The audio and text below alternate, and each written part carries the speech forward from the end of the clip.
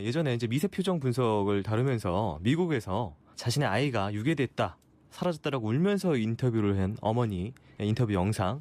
근데 이 아이가 실은 어머니가 죽였다라고 한 것이 밝혀지면서 미국이 발칵 뒤집혔던 사건이 있었는데요.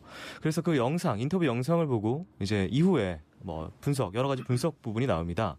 미세 표정 분석이라고 해서 예를 들어서 소리를 꺼놓고 그냥 얼굴 표정만 봤을 때 표정의 변화가 없다. 근데 소리만 켜고 소리만 듣게 되면 소리는 울고 있다. 이 목소리와 표정의 불일치라든지 뭐 이런 부분을 통해서 저희가 진실 여부를 알 수 있다라는 것들이 좀 분석 기법이 나와 있는데요. 교수님도 물론 이 영화를 보셨기 때문에, 그리고 그 인터뷰 장면을 보셨기 때문에 아무래도 이 표정 이야기를 안 할 수가 없습니다. 최초의 이 표정. 그렇죠. 그거는 뭐 이제 경험 있는 사람들이라든가, 그리고 뭐 수법 기법상으로는 그런 부분이 있죠. 그 말씀드린 것처럼 이제 소리를 안 듣고 표정을 보고 그다음에 그 내용적인 거 다시 소리만 듣고 그것을 시간적으로 일치할 때 시간적인 불일치가 나타나는 부분이 있을 수 있는 거죠. 그러니까 말하자면 실제로는 감정과 소리가 같이 나와야지 실제로 슬픈 사람은 슬픈데, 그러니까 슬퍼야 하는 사람은 표정과 소리가 엇박자가 나는 거예요.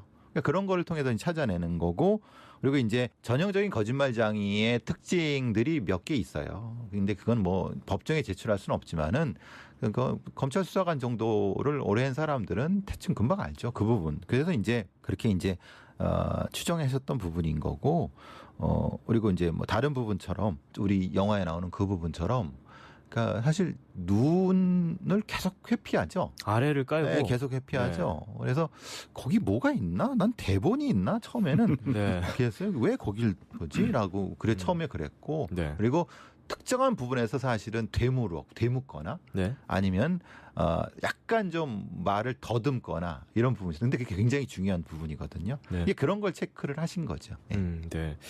지난번에 언젠가 저희 진실 분석가라고 하는 김현수 선생이 나와가지고 되묻는 거, 거짓말을 하는 사람들의 가장 먼저 준비 안 된 상황에서 너 뭐뭐 했어? 라고 물어봤을 때 뭐뭐 했냐고? 라고 되묻는 거는 내가 아직 거짓말할 대답이 준비가 안 돼 있기 때문에 거짓말장애들이 가장 많이 하는 특성 중에 하나다라고 이야기를 했는데, 어떤 그런 특성들의 맥락과 뭐 이런 것들이 조금 인터뷰 동안에 좀 많이 나타나죠. 네. 자주 나타나죠. 네. 알겠습니다. 자, 그런 부분들이 거짓말에 관련된 부분이 있었고요. 저는 또 그분 말씀을 수백 번 들었을 거 아니에요. 네.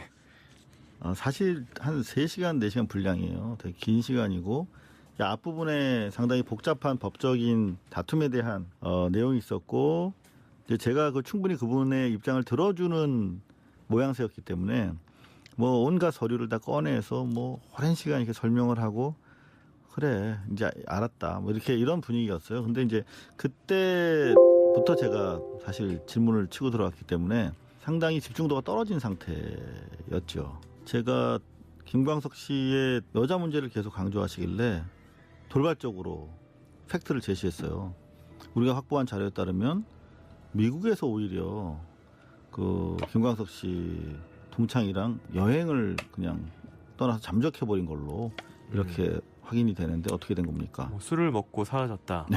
근데 그 얘기 답변을 하는데 중간에 딱 틀어져서 김광석 씨 여자 문제가 심했다는 쪽으로 결론이 또 이분이 도출하시는 거예요. 모든 질문에 대해서. 네네. 그래서 저는 저 또한 이렇게 컨프런트 인터뷰라고 하는데 어떤 사전 취재의 내용을 가지고 이제 마지막 반론을 주기 위해서 묻는 경우거든요. 그 경우에 보통 자기가 했든 안 했든 간에 나름대로 이렇게 만족할 만한 마무리를 하는데, 이분은 그게 아니라 한 발짝 더 나가서 그 상대편을 공격하는 걸로 마무리를 항상 하세요. 자기 남자 문제 물어보면 네. 답변은 김광석 씨 여자 문제가 그렇게 복잡했다. 네. 그런 걸로 이렇게 일단 팩트 부분이 서혜순 씨의 남자 문제 얘기를 하기 전에 먼저 이렇게 기자님 말씀처럼 자신의 어떤 이런 부분을 상대방의 공격으로 이어가는, 이거는 어떤 심리와 어떤 사람으로 볼 수가 있을까요? 앞에 맥락하고 이어서요. 앞에 말씀드린 것처럼 진실을 보통 말하지 않는 이런 분들이 역공을 취하죠. 역공을. 그리고 결론을